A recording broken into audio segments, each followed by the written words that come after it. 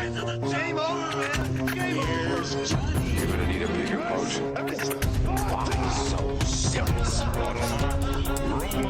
I am Iron Man. This is a tasty burger. Welcome to the In Session Film Podcast. Welcome to this podcast review for January 3rd, 2024. And I'm Ava DuVernay. And I'm Brendan Cassidy. Good job, Judy. Good job you. remembering the year. 'Cause I'm still forgetting it. I appreciate it. The origin of our error. Yep, I wholly missed that on the Iron Claw review that came out a few days ago. Yesterday, maybe, by the time this goes up. So many people are admitting to the fact that they're getting their years wrong when they write the date now. It's always happening. Yeah. It's always hard. Yeah. And then on the main show, 566, I flubbed it, but I caught myself immediately. So Yep. And you did not edit that out. You kept it in, and I love that.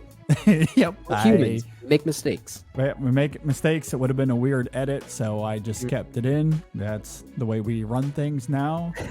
More errors in the show. More just makes errors, us more human. Less work. Or less editing work, rather. Exactly.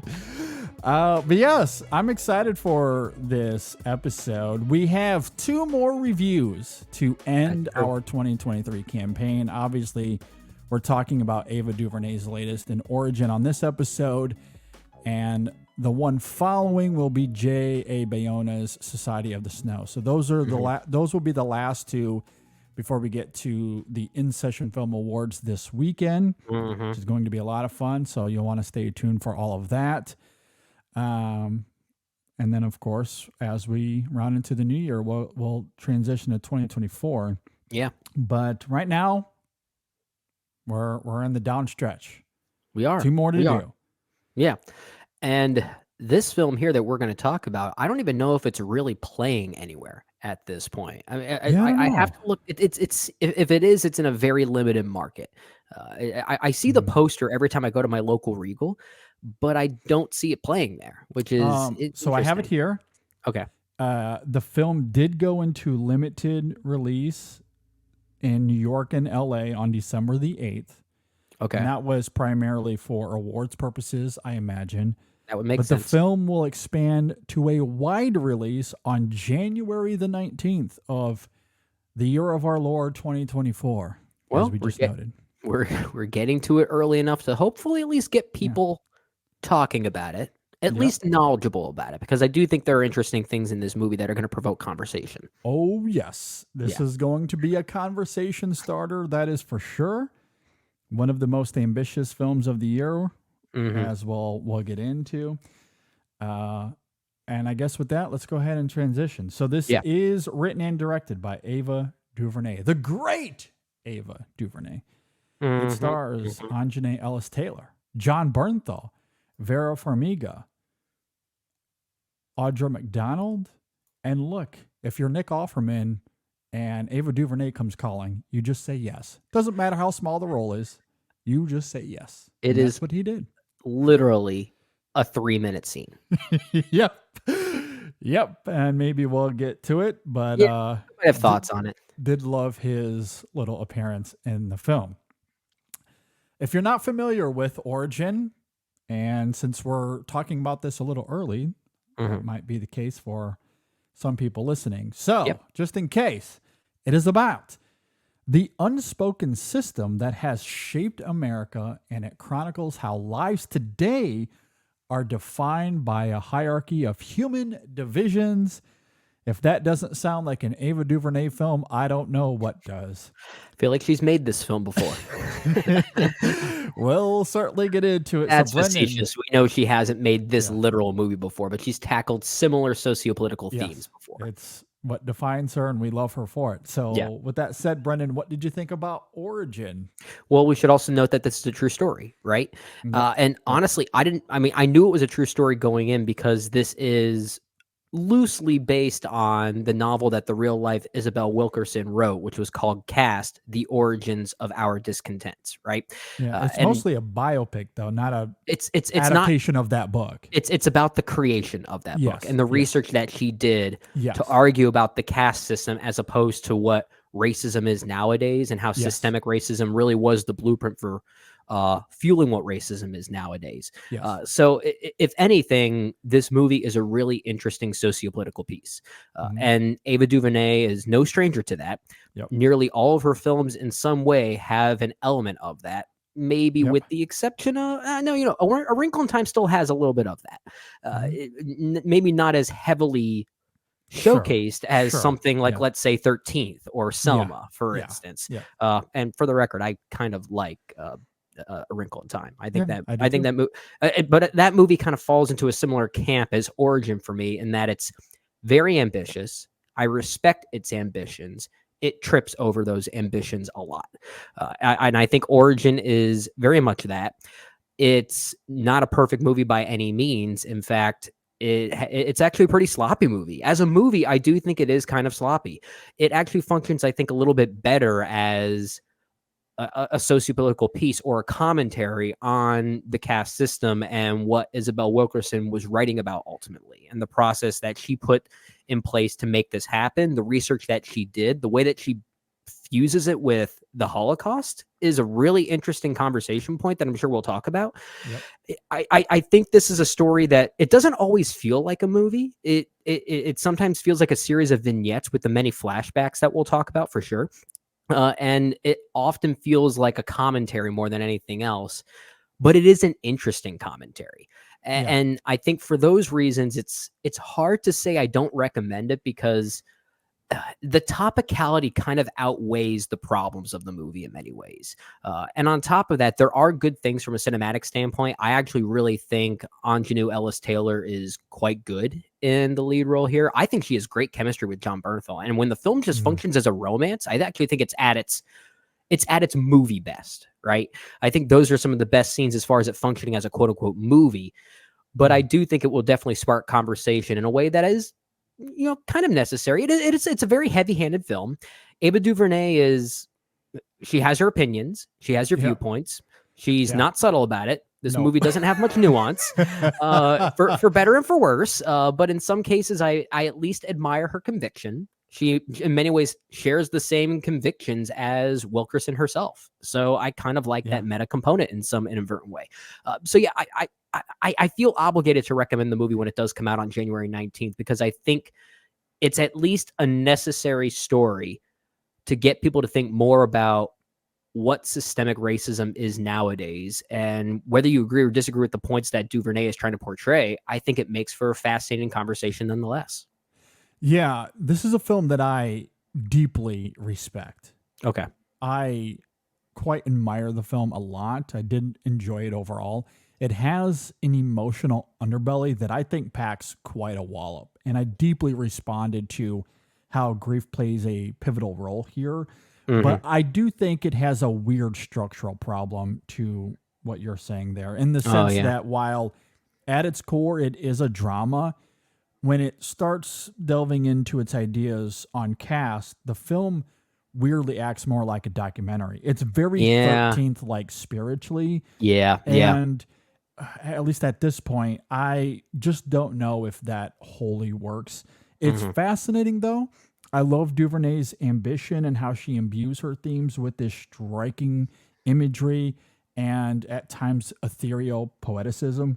There's no denying her craft. It's very immersive, and she does a great job of visually complementing the fundamental thesis that drives Isabel's thought process as it relates to these various caste systems that we see throughout the film, specifically American slavery and racism, Nazism and the Holocaust, and the degrading social classifications that define India. You could remove the voiceover narration that accompanies those visuals and be able to make the connections in Isabel's thesis just by those images alone and how DuVernay edits them together. It's quite impressive. But at the same time, the structural shifts from modern day to flashback is pretty jarring, because it often feels like you're watching two different movies. And I think there's a vague connective tissue between her grief and personal life and everything we see with her as a writer. Don't get me wrong, I'm not saying the film has to be mutually exclusive. I just don't know if both of these aspects that define Isabel are seamlessly welded together. Sure. But again, I deeply admire what DuVernay is aiming for, and these performances are really great, especially Anjanae Alice Taylor. She is fantastic. She's a driver of so much of the poignancy that we see in this film. And despite the film's disjointed narrative and storytelling, as I noted, I did fall under the spell of everything we see emotionally because of the performances. Yeah. I think they do make it work. So, yeah, sloppy movie, but thematically, it's incredibly thought-provoking. And I loved what it was trying to argue, or at least what it's trying to examine anyway. Yeah. And even the way it goes about it, I didn't dislike. I found it riveting despite its messiness. Yeah, even when characters talk to each other, it sometimes feels like political debating more so than movie script writing, right? Like it almost feels like two people in a conference room talking about these things, which is why those flashback sequences that we keep coming back to are the more jarring because of it, because they feel very movie-like. They feel very cinematic. And you mentioned earlier, we sort of talked about this offline and prepping our thoughts for this movie, is that this movie does feel very much like a spiritual successor to 13th, which was a documentary. And much like that film, Ava DuVernay was taking a moment of history and using that as a mirroring of our problems today. In the case of 13th, it was utilizing the 13th Amendment and how that now relates to mass incarceration. And in the case here, she's utilizing the existing or the caste system of that time. You mentioned the Holocaust and how Nazi Germany was more or less inspired by segregation and slavery when crafting the Holocaust itself, which was really interesting. And she showcases evidence for that. I didn't really know that.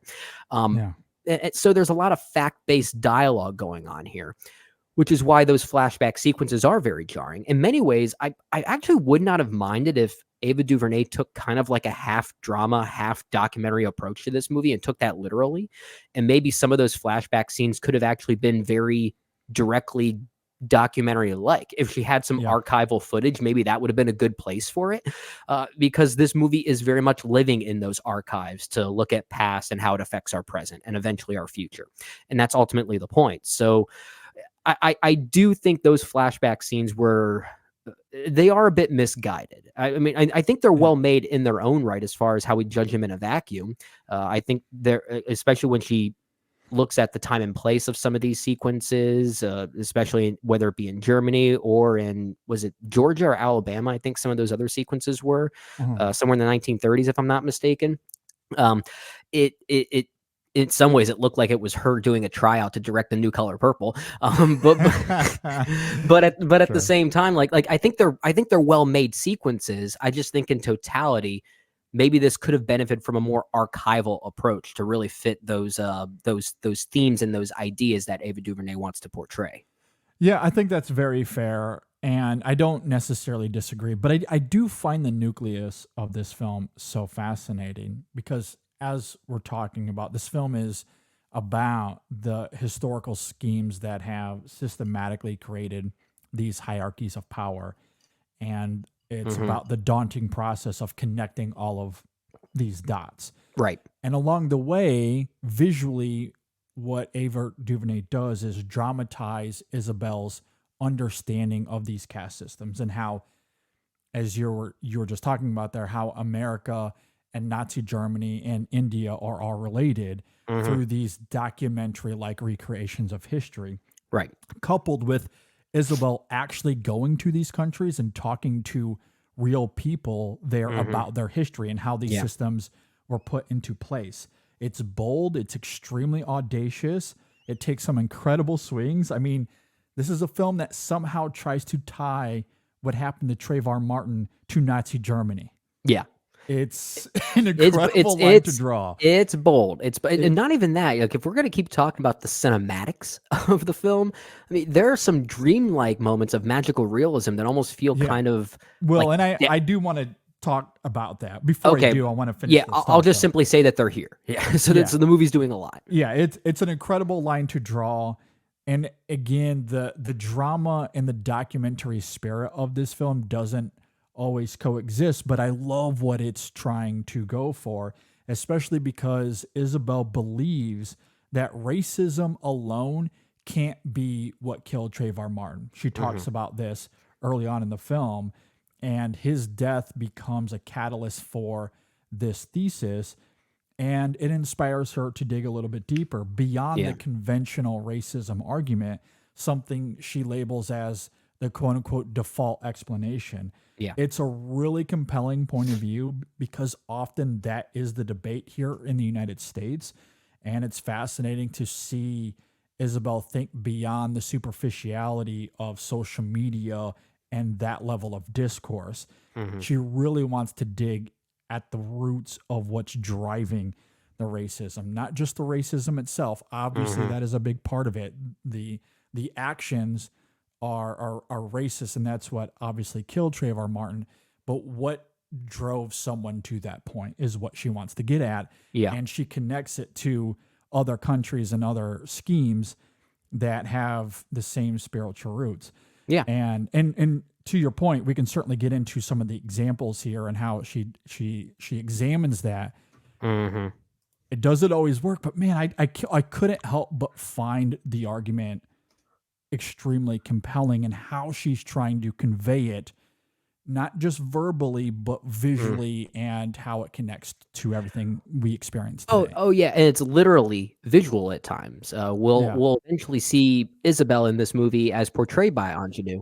Uh, she'll be writing things on a board, right, as if she's almost giving a presentation to us, the audience. Yeah. Like, so it at times kind of feels like a lecture, and I know that's going to bother some people. Like, because at one point she even writes the word endogamy on the board, right? To talk about how the caste system relates to marriage, and that you kind of find yourself only networking with your quote unquote people, right? So the hierarchy of it all, and that's really the root cause of this, as you're talking about. So it really does sometimes feel like a literal examination more so than a Yeah. movie. But I do think at the very least it is an interesting examination, and by giving the movie credit for that, I don't know if that means we're really giving more credit to Isabel's real life book, Cast, as it's called, and perhaps we are, because a lot of these ideas are examined in that book as well. This is more of a procedural in getting to the creation of that book that she wrote, but at the same time, we can't knock the movie for at least having those ideas and those convictions on its mind. And the way that DuVernay is willing to take Isabel Wilkerson's book, which was already pretty much a daunting task to begin with, take those ideas, tie it to Nazi Germany, tie it to India, as you're talking about, and even have conversations here that do push back on that notion a little bit. She has one scene that is a very direct disagreement on that notion, which is probably the most fascinating scene in the movie. Honestly, it's the one moment that there is at least a little bit of nuance, trying to show that there might be some flaws in her logic, even though she does have another argument for that, which I think is really interesting. But yeah, there are going to be a lot of people who see this movie and do not agree with Isabel's thoughts. And I do think Ava DuVernay is at least aware of that. So I at least appreciated that. Well, I think that's what I do really like about that scene with Isabel and her Jewish German friend Sabine, I believe her name is. I did not know that was Connie Nelson at first. I did. I was watching it from a distance, and I came back to my couch and was like, "Oh my God, that's Connie Nelson!" Yeah, no, it really is this fascinating moment where Isabel lays out her thesis to her friends there, and again, as I noted, it's not just recreating visually this thesis and the ideas behind it, but we see Isabel go to Germany. She goes to India physically. So this is a moment where she's in Germany. She's talking to some of her friends there. She lays out her thesis, and Sabine is dubious about the connection between American slavery and the Holocaust. And there's this verbal sparring between the two of them in this moment that is admittedly pretty gripping, as Sabine goes on to make a compelling argument of her own, even if she's a little patronizing and offers some myopic comments on American slavery to an American black woman. Isabel, of course, has a rebuttal to Sabine that is interesting, and it ends in this awkward tension where Isabel is clearly unsettled by the exchange despite her best attempts to remain calm. And I do love that duality in Alice Taylor's performance there. You see that she really wanted to snipe back but didn't have any ammo, which is a little side character trait that she has here that she talks about with her cousin Marion throughout the film of, man, tomorrow I'm gonna have a good comeback. So well, doesn't she even say that with her cousin over the phone? I think the next day, and then her cousin sort of directly says that's a trait of yours, like that. Yes. So in a weird way, it's like the script doing a lot of the character work for us, but at the same time, it's like, okay, I get it. I mean, because this movie you is see so the wheels turning even in that moment where Isabel, she does exchange in the verbal sparring, but that last solid argument that Isabel or that Sabine makes, she doesn't have a final response. And so she's sitting there in this unsettling feeling that leads to that awkward tension. But, I love that duality in the performance, but it is a really great moment because to your point, it does offer a little nuance that, hey, not everyone will see Isabel's argument here and agree with it or think that it has merit. One of the things I like about that scene as well is the film and what Ava DuVernay is trying to do. Like we said, she's not subtle about this. She has an opinion and she wants you to hear her side of it. She does allow Isabel to come up with a reasonable argument against what Sabine is talking about, at least in the next scene, right? Which in a way is sort of meant to convince us that, okay, now we see where Isabel is coming from. But she does it in a way that doesn't fully dismiss Sabine as being like unrealistic or unfair in her argument. There is still validity to it. She finds a way to draw that line pretty nicely, which I appreciated. So there is something still respectful about Sabine's point of view. Yeah. And she's still not wrong. She's just looking at it as far as what the outcome was. The outcome of the Holocaust. A good point. Sabine makes a compelling argument. She's just looking at it from a particular timestamp, right? Whereas Isabel is looking at it from a more root cause timestamp, what came before as opposed to what it led to, because the outcomes could still be very different, but the idea of hierarchy and endogamy still persisted and existed prior to whatever those outcomes were. So in a way, it's a great moment for Ava DuVernay to have her cake and eat it too, as far as being a bit nuanced and direct with her argument at the same time, which I think is pretty good. Yeah, because what I like about it is that it does offer a different perspective, one that is compelling. I do appreciate Sabine's argument. I think it does have merit. However, it doesn't, at the same time, it doesn't undermine Isabel's argument either. Right. But what it does do is provoke her to dig further. That's true. Because what happens in the next moment? She starts doing more research. She goes to the museums. She finds evidence that validates her argument. Yeah. So it pushes her to go further and further. So I think that moment with Sabine is, to your point, it's Ava DuVernay getting to have her cake and eat it too, which maybe, again, to the overall structural or documentary-esque vibe of this film, though. Again, like, for as dramatic of a scene as that is with Isabel, or you talked about the moments she has with her husband, Brett, I believe his name is. Brett, those are very movie-esque scenes. They are. When she goes to the museum, it's almost like an advert for tourism. It feels more like a documentary, like we're following the real Isabel into this museum, and she's talking about the history of Nazism, and this is how they gained information based off of what American segregation was doing. Yeah. And you tether that to the moment you talked about earlier, although this takes place later on at the end of the film, when she's riding on these dry erase boards and it feels very luxury. Yeah. Like, those moments tonally are just extremely jarring because it doesn't feel like a movie. When she's in the museums in this film, when she's riding on the dry erase board, it feels like 13th at that point. It feels like a documentary. Yeah. And it's interesting. It takes me out of the movie, the capital N movie that Ava DuVernay is trying to make, even if logically it makes sense, or maybe it gives us some insight into Isabel, the writer, and her thought process and how she's trying to conjure this thesis together.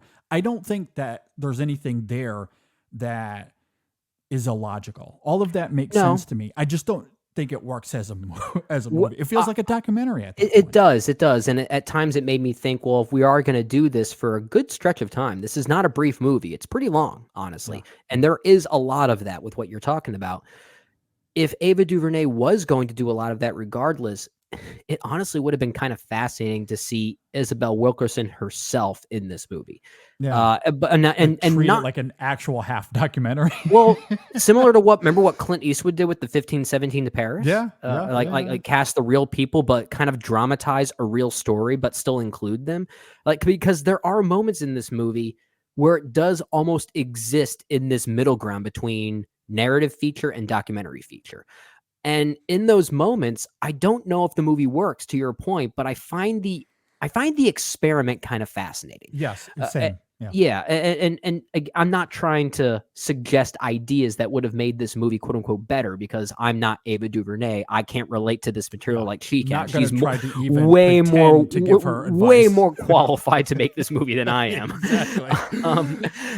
But at the same time, it's just like I saw what she was trying to do, and there are rules being broken when it comes to making a movie that are happening here. It's like jazz, I know. Good jazz music is about breaking the right rules. And I don't think she always breaks the right rules here, but I like that she has conviction enough to break those rules. Yeah. I like the swings. I really do. Yeah, I think one of my favorite elements of that, again, I don't know if it wholly works. It is a little jarring, but one of the best examples of how this film functions as a drama and documentary simultaneously has to be early on, when we get this splicing effect of Isabel listening to the 911 calls of George Zimmerman and the whole Trayvon Martin situation.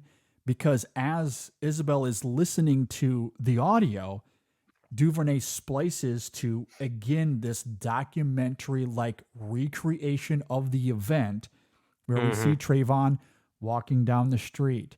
He has the hoodie up. The truck is following him, all coupled with the real audio of Zimmerman talking to the 911 dispatcher there. And we also see Isabel's reaction to it. So we see it unfold visually as the audience. We see it unfold. Yeah. We see the gunshot with a quick edit back to Isabel, who hears it, and we see her trembling. We see her shaken in the moment. And it's fascinating. I did find it engrossing in terms of the experimentation. Yeah. Does it work as far as seamlessly melding documentary and drama there? I don't know. Well, but I do find it interesting. One thing I did think about is the fact that this movie also opens up with that, but it doesn't complete it, right? So we get half of the story knowing, okay, this is going to lead to something. And we eventually find out what it is going to be leading to, as we're talking about. So maybe that splicing effect feels more jarring because we have a moment of drama to compare it to, or to trace it back to, which is the literal prologue of this movie, which is very cinematic and almost feels like a horror film in a way. You know some shoe is about to drop, and DuVernay is playing with tension very deliberately. So maybe having that to trace it back to makes that 911 call listening experience all the more cinematic and documentary like at the same time, because of that linkage that we're having there. But I don't disagree. I think you're right. I think that tug of war that's happening is definitely felt. And again, I don't think it really works all that well, but I admire the swing. I really do. I do as well. And I think I'd like to rewatch the film again. And if I do, hopefully I get the chance to, I'll be able to articulate it in a different way. But I think part of why it feels 13th like, and why these sequences come off as recreations rather than it coming off dramatic, is because of how vignette it is, as you noted in your opening thoughts. Because we get that moment, and while Trayvon does come back at the end of the film in this surreal like way, that's that sequence stands alone in a vacuum. Yeah. And then we get this German couple. I guess they're an American couple in Germany. Yeah. They come back home, and there's a couple of times that Ava DuVernay goes back to their story. There's a German man who is rebellious against the whole Nazism ethos. We go back to him a couple of times throughout the film. Yep. There's sequences in India talking about the caste system there and those that find themselves on the lowest end of that. Yeah. Those the literal cleaners of sorts. Yes. Yeah, we'll say. And so those sequences also come and go like recreations.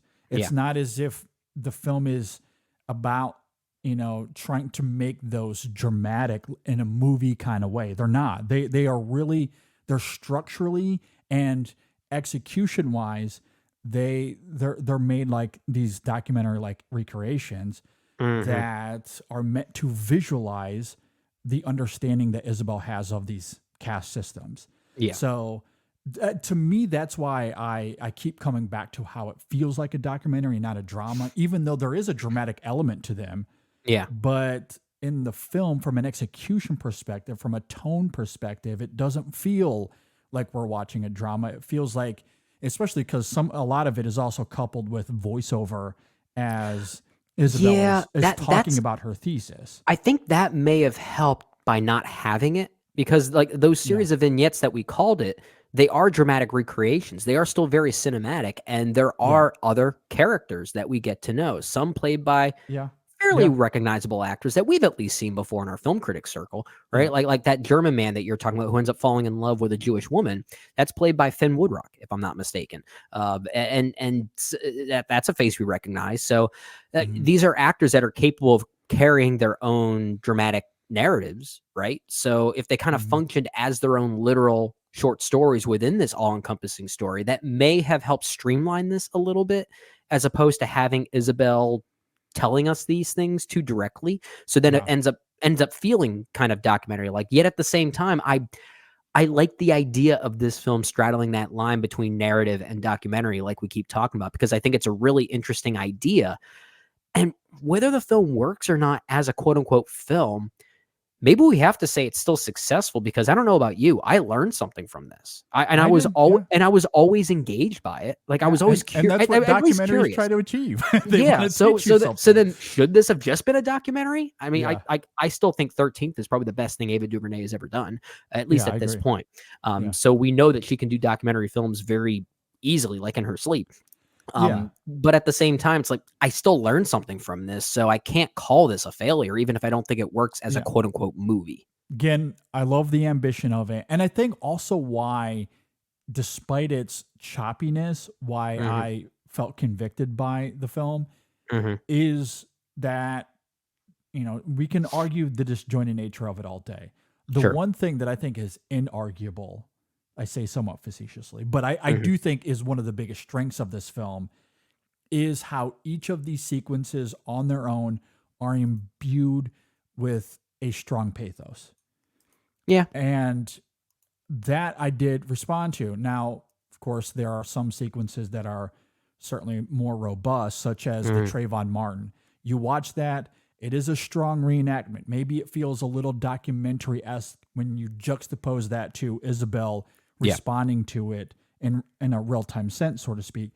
But the recreation is visceral. It is. It is arduous to watch in many respects. Another example that I love in this film is the Albright sequence. Okay.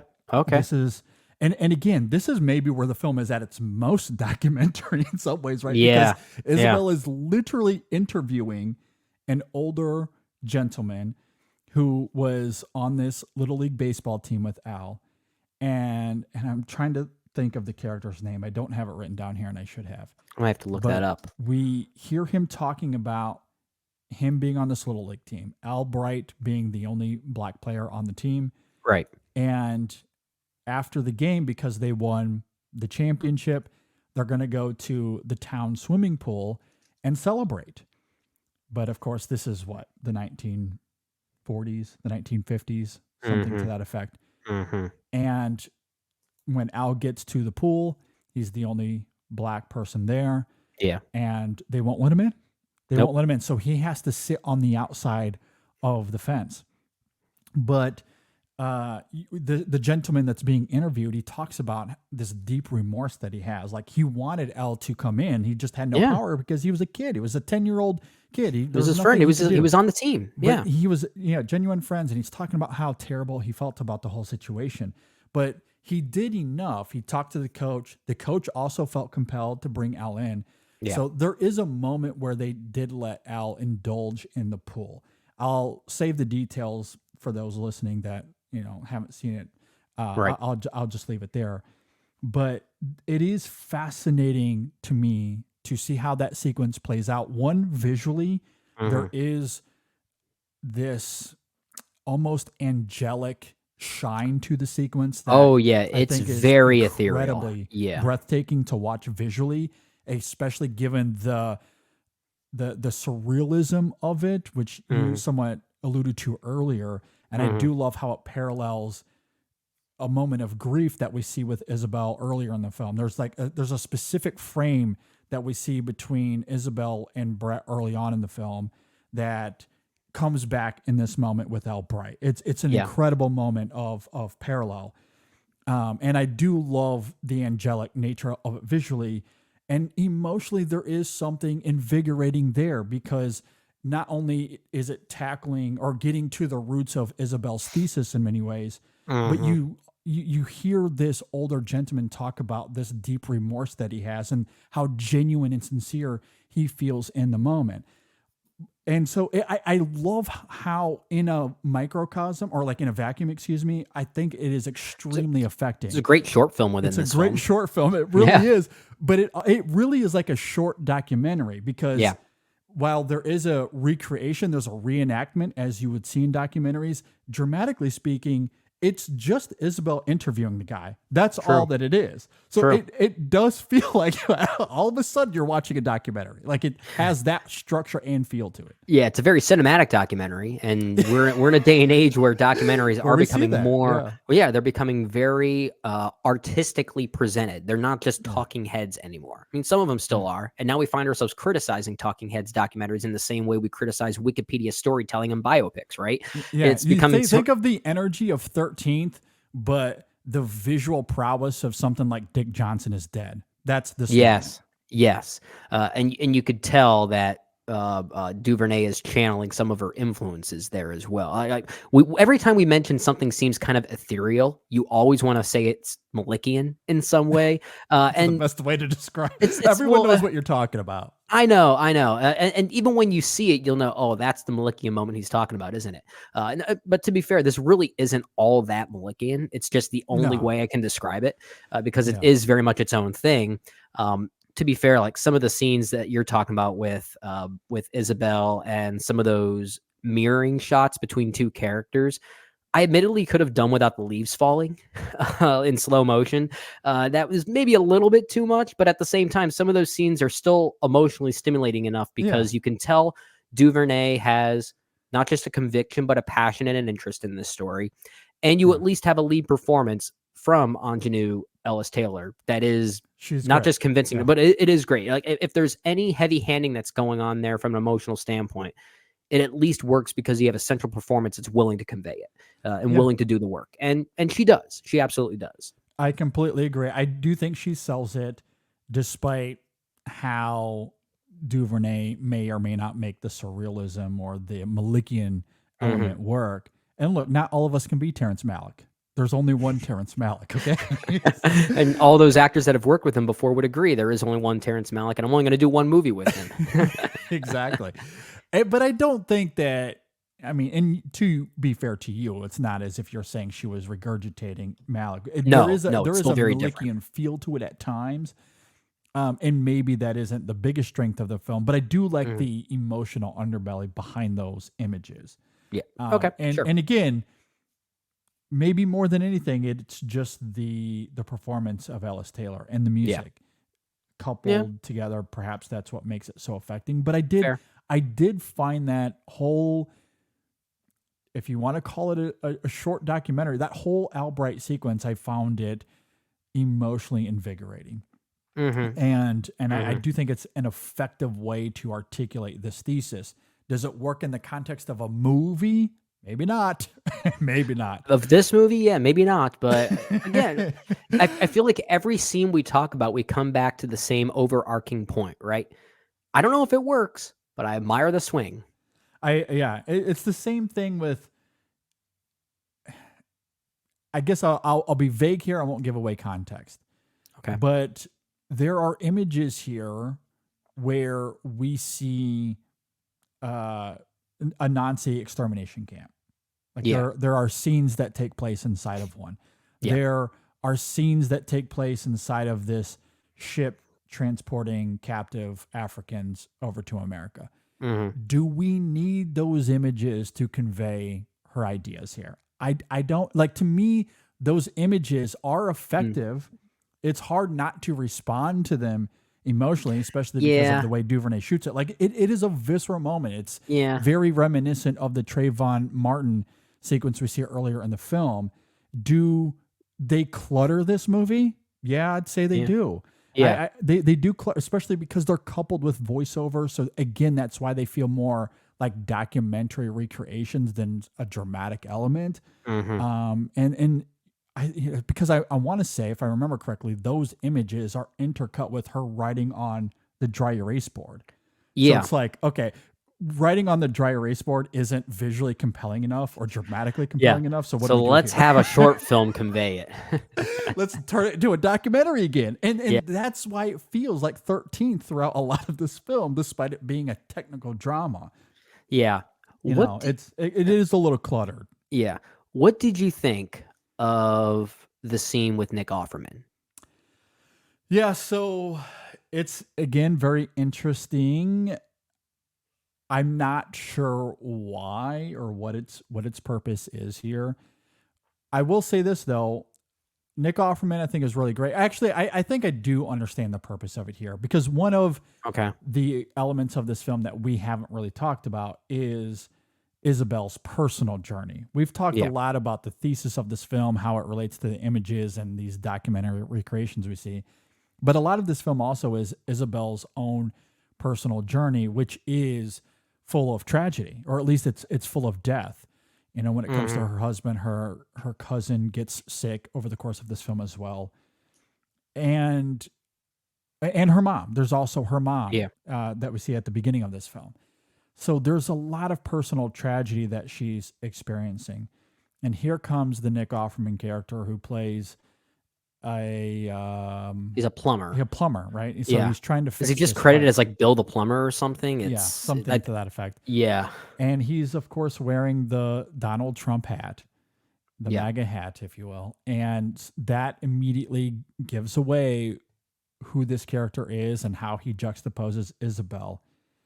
And there is some tension between them at first that is unspoken.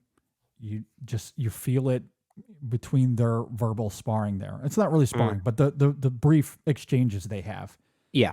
But then it circles back to the personal.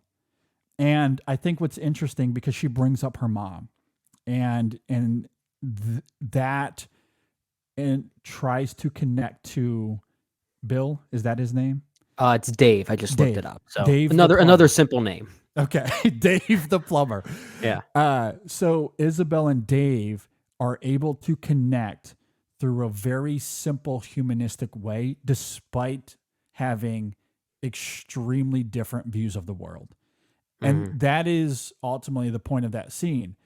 Is that complementary to everything we see here? Is it, I don't want to say necessary. I don't know if it, again, as a movie, does it complement everything else around it? I don't know. There's a lot of me that just at this point, I don't know if it works. It's more of a question maybe than a criticism. I mean, there are a lot of scenes here that function great in vacuums. Exactly. And that's ultimately what I'm trying to say. The human connection, despite the extremes, I think is a great lesson. It's an interesting perspective. And I think it has a lot of validity and merit to it. Yeah. but I don't know if it works in context of this specific movie. Yeah, and I'm with you in that regard. As far as what the scene is trying to say thematically, I almost had two meanings from it. One of them being exactly what you're talking about, this moment of human connection, almost like this moment of grace for a character whose beliefs DuVernay feels are misguided, right? Yeah. So like, and which is a very complex thing to portray, right? Especially given her beliefs, and some of her films ever since the 2016 election have been very critical of Donald Trump, right? Even Donald Trump is referenced directly in a very negative way in her miniseries. What was it called? When They See Us on Netflix, which is also quite good. So she's no stranger to being critical of the past president. So I guess going in with that knowledge, I kind of still saw the scene as a very one-sided screw Donald Trump scene. Because like there's a moment at the end where I felt like, oh, this isn't a human connection at all. This is just Isabel trying to manipulate this man to get what she wants because she knows he's easily misguided. I can easily twist his arm.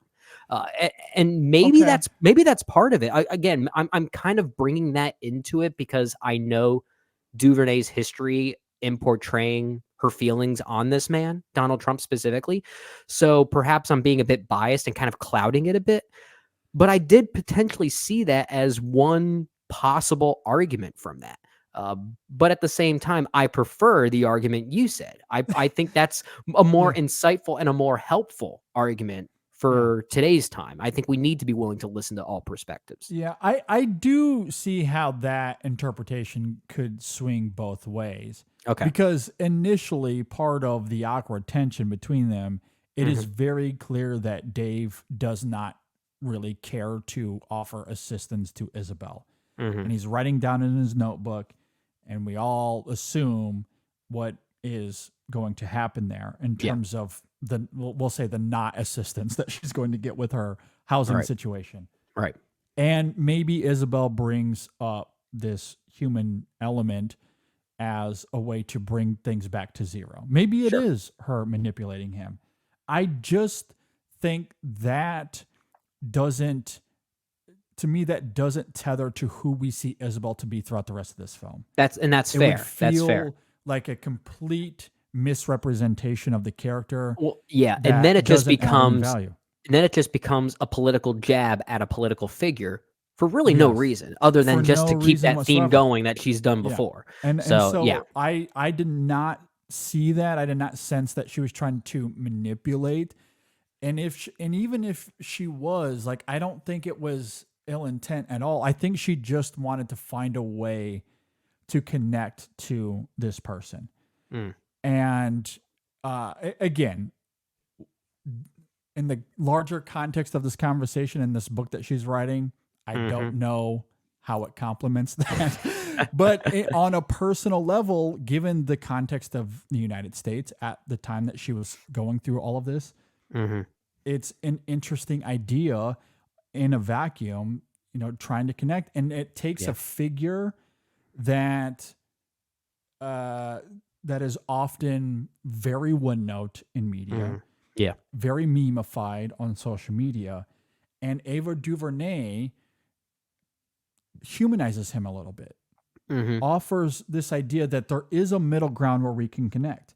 Because despite these extreme political beliefs, we all breathe the same air. We all have the same physical bodies. Like, we're all on this planet together. If you look at it in that way, perhaps that's how it connects with this story about what caste is, because we all come from the same place. It just good point. So maybe that's the point of it. Maybe that's the point, is that the only difference is that hierarchy. But why does that have to make us different? Exactly, which is obviously a manufactured scheme, which is part of what she's trying to I guess we found the Maybe point. This scene works now. Okay, there it is. I take back my criticism. And I think that could also be applied, because another scene I thought of as we were initially talking about this is that moment of Brett, when it's a flashback scene when he first meets, or when he meets up with Isabel for the first time in a long time. This is before they're married. Brett is visiting his parents who live across the road from Isabel. And she's having some issue with the guy that's working on her house. And Brett asks Isabel, "Hey, do you mind if I step in?" She says yes, and he talks to the guy, and they joke about him being some sort of white knight or whatever.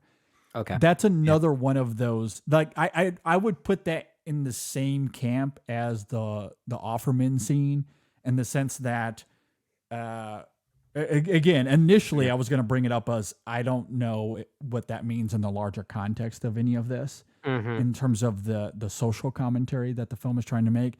But now that we've arrived at that point with Dave, I would say that sequence is doing the same things, which then think, leads to obviously a larger romantic angle. Yeah, and I think this allows us to really realize that there are going to be pieces that age well with this movie. I think it'll be a pretty timely film, and I think if anything, why I'm happy this movie exists is not just for the conversation that you and I are having, but I'm weirdly interested in talking to some of our other film critic friends about this movie, because it has actually been getting some pretty mixed responses from some of our friends in our circle.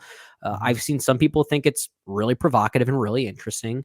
Some who may even agree with its political messaging don't find the presentation very good. Like I haven't seen much middle ground on this movie. I feel like you and I are the only ones coming on the middle, at least those in my small letterbox circle. Okay, yeah. Which is kind of interesting. I'm really curious what these conversations will be, talking about it further with other people. Yeah, I mean, I do understand why the film would be divisive. Yeah. Because as a movie, it is very choppy. Yeah. And so I could see why, to what you're saying there, why others would find the presentation here a little disengaging cinematically. Maybe they do agree with the messaging, but they don't see, or maybe the they don't. value So I don't know. cinema. Yeah. But either way, I think it's an interesting movie. Yeah, I agree.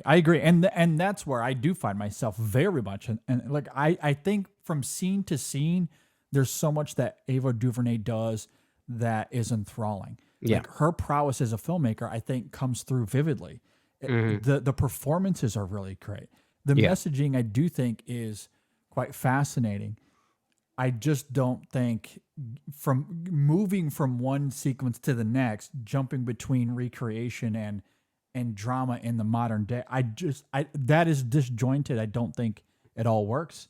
It becomes a little cluttered, as we were talking about, but I still find it provocative. I still find it fascinating. I think the argument here is really compelling, and it's new. It's not something that we've really seen before in films like this. Yeah. So yeah, I think there's a lot to appreciate here, despite the mess. Like, this is one of those, as we've talked about, like, you appreciate a film that takes a big swing versus, mundane mediocrity. Safe mediocrity. Yeah. So, like, while both of these films are tackling very different things sociopolitically, like, this film is certainly more interesting than something like Rustin, right?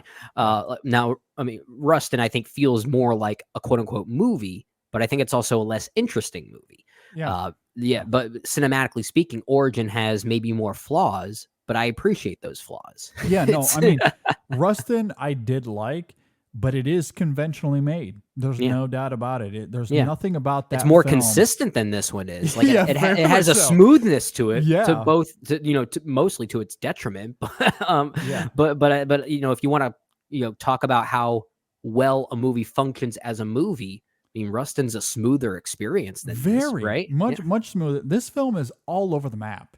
It is insane how disjointed it is. But I find it swings incredibly invigorating to watch. And I think its emotion still comes through somehow, despite that. Like, despite how messy it is.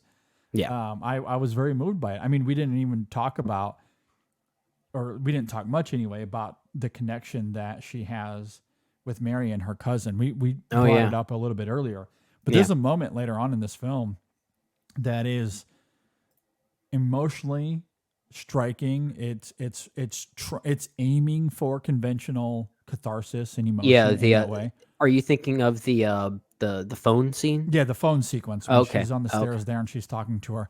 Yeah, and look, does the film earn that moment in terms of getting from A to Z? maybe not, because again, it's so bumpy in getting there.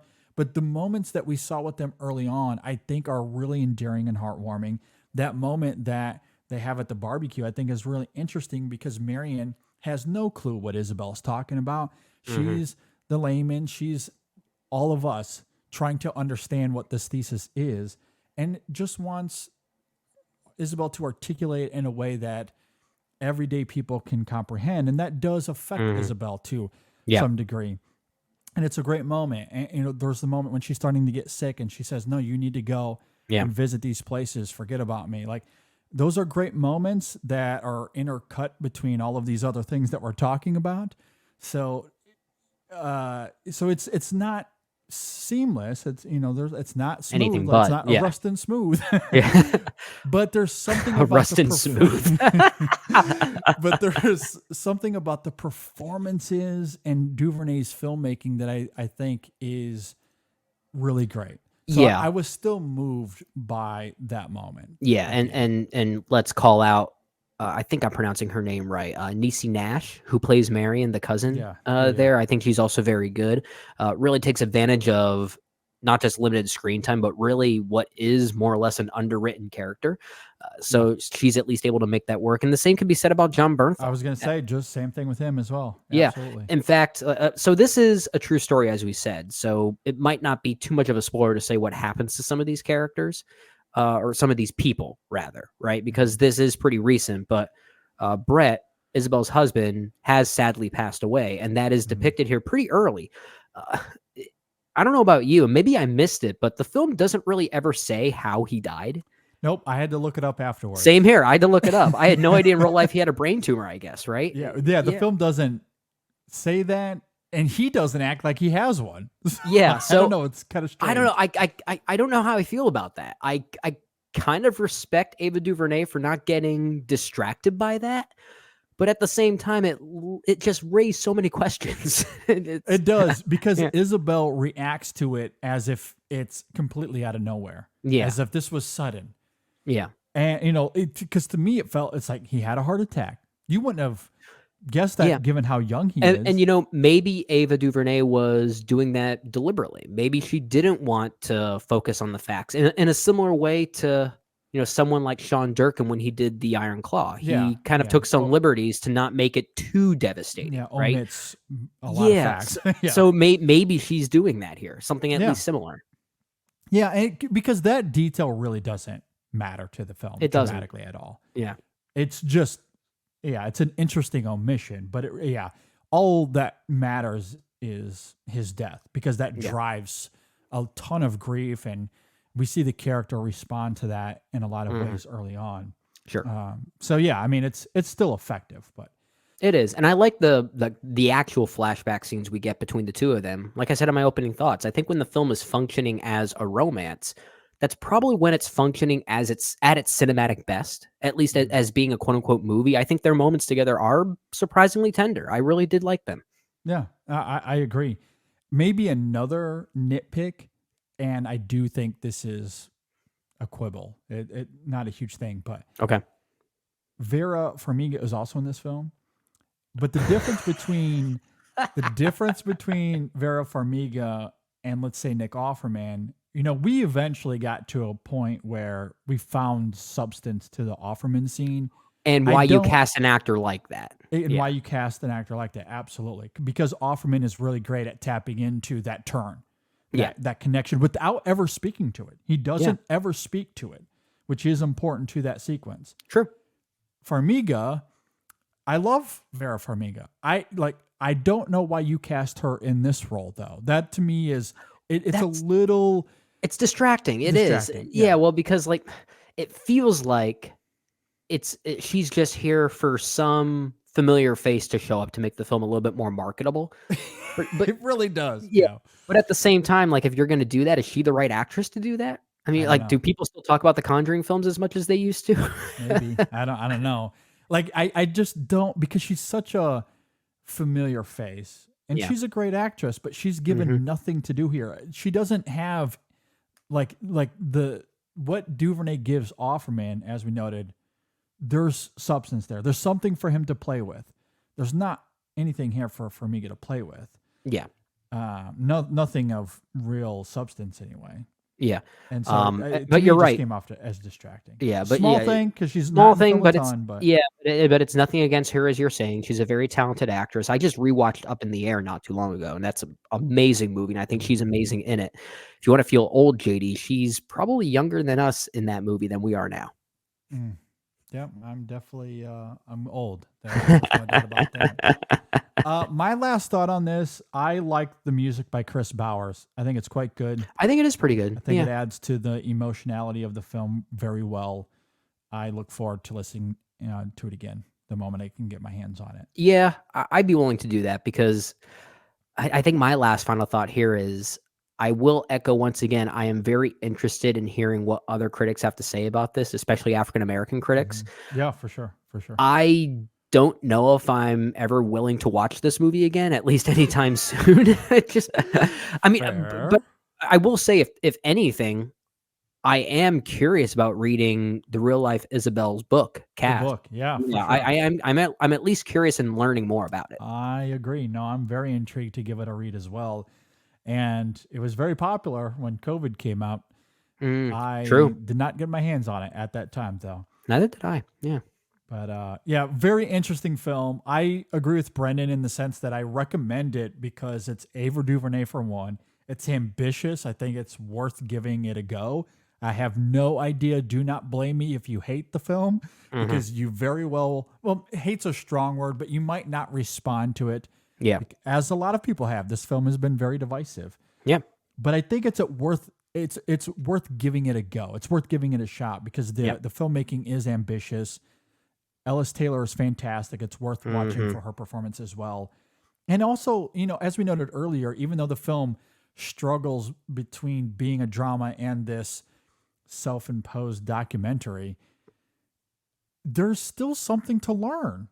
And even though I don't know if the 13th elements of it are good, maybe they are, maybe they're not.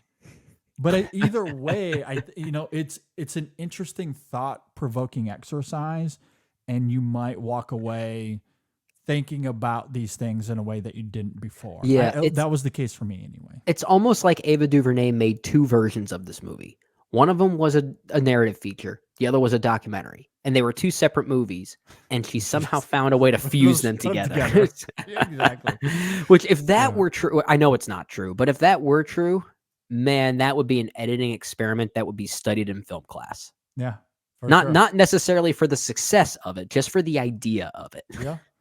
Maybe that'll happen one day. Who knows? No, I think it will. I think it will. Those are our thoughts on Origin. Be sure to hit us up on Facebook, Twitter, Instagram. Let us know if you agree or disagree with anything we had to say here. If you're watching on YouTube, leave a comment below. Subscribe to the channel, like the video, all that fun stuff. If you're listening on Apple Podcasts or Spotify, rate and review us there. Really appreciate that. You can always email us in sessionfilm@gmail.com as well. Brendan, I think that's it. Any final thoughts before we get out of here? Oh man, award show coming up very soon. Award show. Very soon. Yep. The awards are on the horizon. It's one of the best times of the year. I love doing these shows. They're long. They're pretty lengthy, are long. and a great time. On that note about them being long, there's no promises yet, so I don't want to get too detailed here. We might be trying to work up some fun little gimmick to, I guess, keep the suspense kind of going, but also the time kind of good as well. Yeah. I don't want to reveal what that is, but let's just say JD's got a few tricks up his sleeve where we might surprise our guests a little bit. I'll simply say that. We'll see. We'll see if we can work something out. It could be different. Yeah. It would be our own experimentation, and maybe it won't work. Who knows? It might not. Yeah. We have to talk about this offline because we have to come up with a game plan if we're actually going to do this. Yeah. We'll definitely do that. But at any rate, be on the lookout for the awards show that's coming up very soon. We have reviews this week of not just Origin, obviously, but The Iron Claw. Society of the Snow is coming up as well. So be on the lookout for that. And of course, on episode 566, we talked about the best scenes of 2023. It was a great time to go and check that out as well. With that, Thanks for watching. Thanks for listening, everybody. We'll see you next time on the In Session Film Podcast. Gotta love a good swing by Ava DuVernay. I'll take them. I will take them.